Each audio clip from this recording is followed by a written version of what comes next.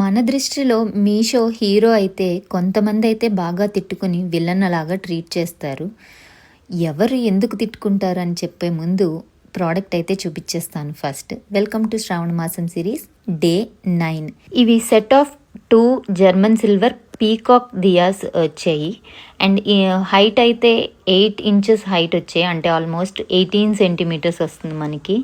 And చాలా హెవీగా అనిపిస్తున్నాయి లుక్ అయితే మాత్రం. వీళ్ళు మంచిగా మనకి క్లీనింగ్ ఇన్స్ట్రక్షన్స్ కూడా ఇచ్చారు, అంటే మనము గీతలు పడకుండా దీనికి అకేషనల్గా ఎలా యూస్ చేయాలి అనే దానికి.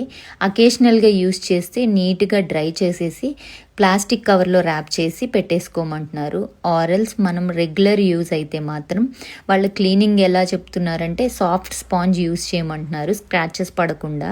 అండ్ నార్మల్ సోప్ వాడమంటున్నారు. ఇన్ కేస్ సోప్తో మనకి వదలకపోతే మనం కోల్గేట్ టూత్ పౌడర్ ఉండేది కదా, మన చిన్నప్పుడు యూస్ చేసే టూత్ పౌడర్, డ్రై పౌడర్, అది యూస్ చేసి క్లీన్ చేయమంటున్నారు. నీట్గా క్లియర్ ఇన్స్ట్రక్షన్స్ అయితే ఇచ్చారు. చాలా ప్రోడక్ట్ అయితే చాలా బాగా అనిపించింది.